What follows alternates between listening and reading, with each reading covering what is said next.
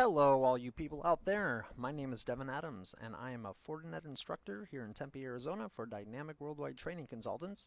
And I have another video for you. So this is a part of our making an incredible, awesome NSE4 Lab. So we're going to be adding another device today. So I actually needed this for an upcoming demo that I'm doing, and I thought, you know what? I might as well record this. So in this video, or maybe I'll split it up depending on how long it takes, but we're going to add a private CA to our NSE4 lab. So what is private CA good for? Oh my gosh, a whole bunch of stuff. So we could sign our user certs with it, right? And then we can have the FortiGate trust the DC, and then that way our user certs that were automatically generated maybe from a group policy or some kind of configuration could just automatically be trusted. Or we could take a private CA and then make the FortiGate a sub CA, right? And that way when we do our inspection, our deep inspection, because it's on the domain controller, it's automatically trusted, right? There's a couple of caveats to that, but it still is probably, in my humbled opinion, the best way to do any kind of certificate management is through your private CA. So, and I'm just going to take advantage of us already having a domain environment to, here we go, promote our domain controller to an enterprise CA. So this is our goals for this little video here. And by the way, guys, I apologize. I never plan these things. So hopefully everything goes smooth. But I'm hoping to promote this guy to an enterprise CA. Now, what is an enterprise CA? Enterprise CA is a CA that is bound to Active Directory. So there is another option of a standalone CA, and that one is just using industrial standards, right? So you know, it doesn't have to be a part of the domain controller. Not here though. In our testing environment here to practice for the NSE4, we're going to make it an enterprise CA because it's going to be the easiest one to configure and get up and running. Now, a couple of things that I should also mention, or some caveats, is even though I'm going to whip a CA together real quick for us to use in our testing environment, that way we can practice like PKI users, we can even practice things like deep inspection. There's still more to it in an actual production network. So there's plenty of great videos out there, way better instructors than I am, that goes through the different best practices of creating a root CA, taking it offline after you create the sub CA. So there's some boundaries there in case they get compromised, blah, blah, blah, blah, blah. Just remember that this is for our test lab. So that's why we're just kind of not explaining it, we're just kind of doing it. So, but after we promote it to a CA, in order for us to use the web enrollments, we got to do some stuff with our IIS server. Now, IIS is Windows Web Server, so we're going to have to crunch out a web cert for that IIS server so we can securely go to HTTPS website, right, on our domain controller to enroll certs. So, and then also, this is kind of like a little bonus here, but also, before we write any of our CAs or any of our certificates for our FortiGate, we're probably going to want to do that with DNS records instead of IP addresses. Well, why? IP addresses can change, right? DNS records are supposed to be a little bit more, stable. So I'm going to show you how to do that. Maybe we'll try some pointer records while we're at it. Why not? And then lastly is once we have the CA up and rolling, okay, we have to import that CA into the FortiGate and also the certificate revocation list. So this way the FortiGate will trust our domain controller, which is now a CA, and also if anyone gets on the naughty list, if we revoke any of those certs, the FortiGate better know about them, especially if we're using that CA to do any kind of like tunneling authentication. So alright guys, so that is the goal. So let me go ahead and hit pause right here for just a moment and make sure these machines are booted. My machine's been acting awfully slow today, so give me just one moment. Okay, wonderful. So it looks like our domain controller is up. So once again, guys, so this first part is to promote our domain controller to a CA. So let's go ahead and log in. Now, I have no idea why my GNS3 loves to have the system time off by like 4 hours. I'm going to have to figure that out one of these days. All right, but let's go ahead and log in. This is the same NSE4 Lab that we've been using throughout my other videos. So, okay, so that will just take a moment to boot up here. And I also record these because I also respect that, you know, a lot of us are not sysadmins and we still need a test environment, you know, with a domain controller, with the CA to practice in, and maybe we don't want to bug our sysadmins. Um, so that's also another reason why I do these. But let's go ahead and go to our server manager, and in theory it should actually pop up here as it loads the DC1. Now, domain controllers are not meant to go down as frequently as I power them off in this environment. And the only reason why you got that little message there earlier was the fact that I ran out of disk space on my GNS3 server. I recorded a video and uploaded it. I put it in the other set of videos, but I had to increase the space and power down all my machines. But it looks like everything's is working all right so far. So knock on 40 wood. That was probably the dumbest thing I'll say all day. Oh, look at this. What is this? We'll just wait for it. Maybe it's just thinking really hard. So while it is thinking, one thing I'm definitely going to want to make sure in your test environment, if you do have system clock issues, when you're doing any kind of certs with the FortiGate, even though your Windows machine, at least it's been my personal experience, doesn't like to keep with the NTP server, there's probably some PowerShell command I could probably run to force it. But you want to make sure they at least stay as close as possible to the FortiGate's time.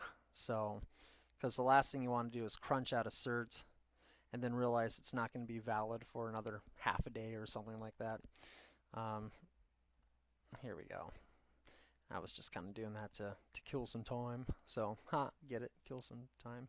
Okay, so here we go. It's still doing its thing, and I apologize, guys. I run all of these off of a laptop from 2016 or 2013, so it's a little bit slow. But to promote this to a CA, eventually we're going to go to Manage, and we're going to add roles and features, or we're just going to sit here and wait. Come on, buddy, you can do it. You can do it. Man, I wish I had some like nice SSDs or something like that. Got these old spinning hard drives. Come on, buddy. Essentially, it's just waiting for these services to continue to populate. So instead of hearing me ramble, guys, I'm just going to hit pause here and let it finish loading, spare you my jabber. So it'll just take a moment. Alright, guys, sorry about that. It turned out to be the updates from earlier. So I just had to wait till my CPU went down, and I did a little troubleshooting there. Anyways, I gotta get a new computer. I'm so sick of saying that. Alright, so here we go. This should be functioning now. So let's go to Manage, and let's go to Add Roles and Features. And we did this just like before when we promoted this to a domain controller. So we're going to hit Next. We are going to do role-based. Next. We only have one. Next. All right. Now here is where you're going to want to select this first option. All right. So which is going to be the Active Directory Certificate Services. All right. Add the feature. Okay. Perfect. Then we'll hit Next. Alright, next. And then you can read here about the different things you can do. I'm just going to hit next for right now. So this is the important part. So the ones that you're going to want to select, and like I said, I'm not going to go too deep into here, but some of these are going to be used for standard CAs, right? They're still all private, but just a standard CA instead of like an enterprise CA. But essentially, we're going to want the certificate authority, and then we're going to want also the certificate enrollment web service. So this is going to allow us with these two right here to be able to have a nice web page, right, to request certificates, and that we can use in our NSE4 Lab here. So you're going to see eventually one day, not anytime soon, but I'm gonna do like how to prevent cert errors and maybe some additional authentication videos about PKI. I'm gonna do it all within this server right here. So, but these are the ones that we are going to use, and then we're gonna hit next. All right, then we're gonna hit install, and then we pick our nose, take a nap, eat some food, catch some Pokemon. I'm going to hit pause. So when we come back, this should be installed, and then we will configure our CA. So depending on your system, it might take a few minutes. It might take several. Yeah, I'm going to hit pause. See you guys in just a second. All right, we are back. Once again, took a little bit longer than I expected, but that's okay. We made it. How do we know we're done? By the way, I just closed that little installation window. You can do that when it's installing roles and features. But if you notice here, after I came back, we now have a AD certificate services right over here, and also this little yellow exclamation mark, meaning that there is something we need to configure, which is dun dun dun, our certificate server. So let's do it. All right. So here we go. So the first thing it's going to say is, where are your credentials, right? We'll just leave them with the admin that's logged in. That's fine.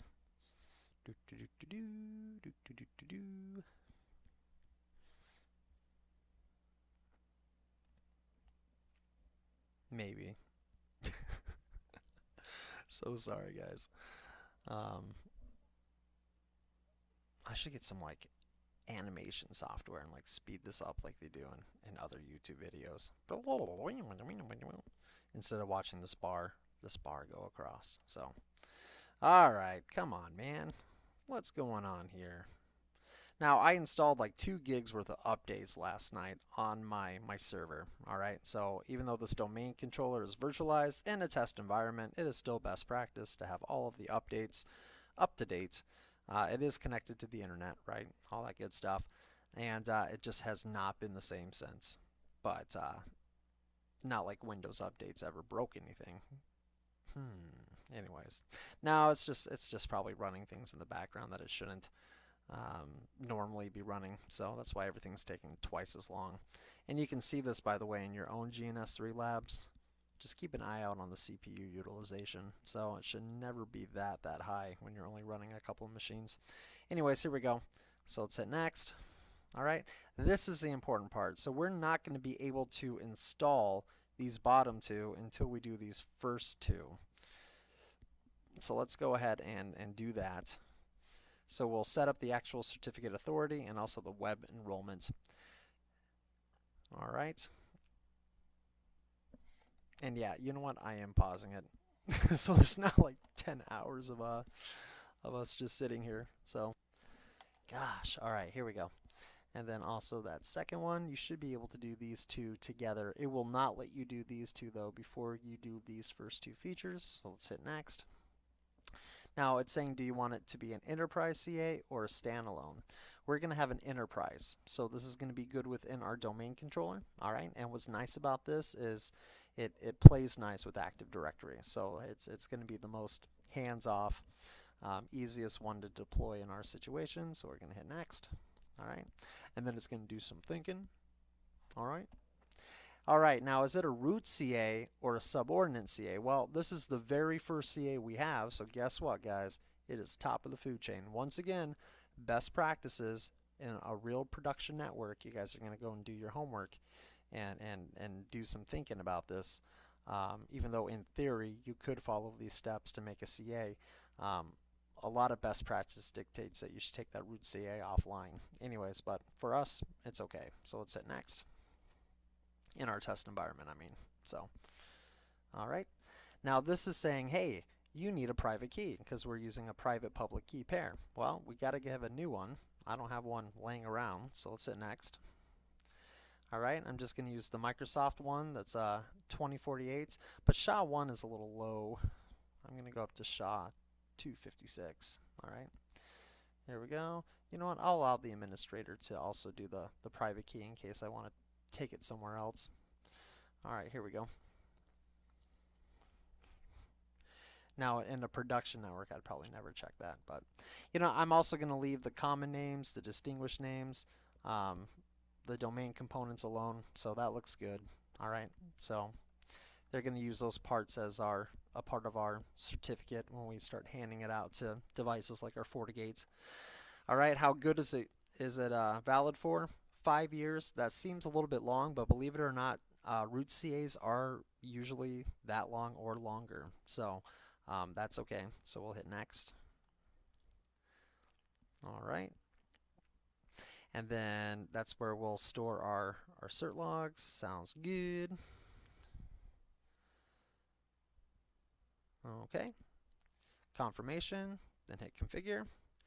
And then it's going to go ahead and do its thing. So including crunching out the key pair, setting up the authority itself, making it into that nice X509 standard. So I'm definitely hitting pause on this one. I'll be back, guys. Oh, that actually wasn't too bad. Here we go. We have green check marks, so we're all good. So once that is done, you're going to get a pop-up box that says, do you want to do more? Yes, you do. You want to keep on going until you're finished with those last two processes. So hopefully this will speed up a little bit faster. All right. Okay, there we go. Not too bad. So we have 2 more left. So let's go ahead and check them. So this is going to allow us to essentially sign certs, right, using our IIS server, which is going to be really convenient. So, and I'm actually running out of time for today, but we'll test this before we end the video. So here we go. CA. Specify the CA for Certificate Web Enrollment. So we're just going to use our CA that we just created. So we're good. So we'll hit next.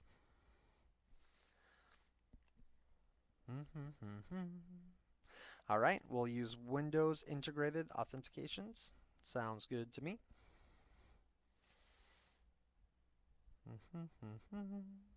Now here it's saying, do you want to specify an account, a service account, or just use the built-in application pool?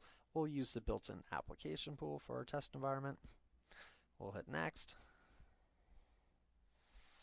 All right, and we'll also do the Windows Integrated once again. Okay. Choose an existing certificate for SSL encryption. All right. Or choose and assign a cert for later. Now, it really depends on what you want to do here. You know what? I'll actually just keep this simple. We'll just use the one that's here. We'll still write out that cert for our web server here shortly. So, all right, let that bake. All right, great. Okay, so there we go. We have a little confirmation, so we'll hit configure. And then we'll just let it bake. So, all right, good time. So looks like everything got a green check mark, so we hit close. And guess what, guys? You have a certificate authority. What? Oh, that's so cool. So, so before I end this video, unfortunately, because of the slowness of all these devices here, I'm going to actually have to record the next goals here later. So when I get back, we'll go ahead and we'll crunch out a certs for our SSL TLS IIS server, and we'll also do the FortiGate stuff in a later video. But before I take off, let's just go ahead and confirm that. So let's go to Tools, and let's go to our Certification Authority, and we should have a little green check mark, and then you'll see all of our different stores here. Maybe I can actually close out of the server manager. I'm good there. And it's thinking real nice and hard. So, all right, perfect. So you see the green little check mark. That means the service is up and running. And we expand it. This is where our revoked certs will go, our issued certs will go, our pending request, our failed request, and our templates. All right. So things like web server, things like Subordinate Ca, a lot of cool stuff. A lot of cool stuff we can do here. So let's see if our web enrollment's working. So let's go to a web page here. Let me load up a web browser. And it's been a minute, guys. I'm trying to remember the full URL here. All right. I have plenty of time to think about it. Come on, buddy. Here we go. All right. So let's type in our HTTP. And because our lab is, or our test environment is a .lab, which is in a top level domain, so, or a top level, yeah, DNS domain, fully qualified domain name, it's going to try to do a Google search on it, so we'll type it in manually here. So dc1 dot, what is it, itninja.lab, and this should be our IIS server. Hopefully. If not, I'll just put in the IP address and I'll deal with that later. Come on, buddy.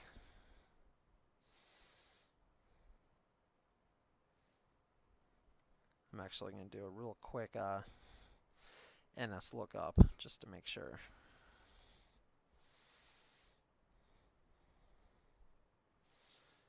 DC1. Yeah, see? dc1.itninja.lab. So it should be popping up. It could just be, like I said, the slowness of my computer. Come on.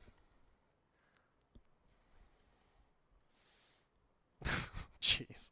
I'm not using, oh, you know what? I'm not using Opera. Opera is just too demanding here. I'll just use Internet Explorer. Ha ha ha. Alright. Maybe. Alright, here we go. Okay. And I'll just do a DC1. It should actually resolve. Of course it does a Bing search. Jeez. I'm just failing left and right, guys. So like I said, I have no idea other than just the updates that installed why my CPU utilization is off the roof. I have all my devices with the exception of the support PC powered down, so don't really understand that. But here we go, HTTP, and then we'll do dc1.itninja.lab, and we should get an IIS server. There we go. Jeez, was that hard? Gosh. Anyways, now to see if our cert server is working, I believe it's cert SRV.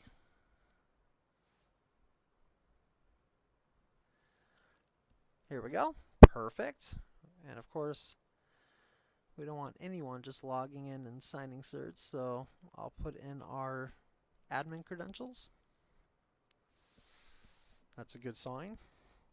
And there we are, guys. We will have a nice little interface to start creating certs to use with our FortiGate. So, sorry about that. Before I start the next videos too, it might be tonight, it might be a little bit later, but I'll troubleshoot some of the slowness going on my machine here. But when we get back, we'll go ahead and we'll create a secure cert for this web server right here.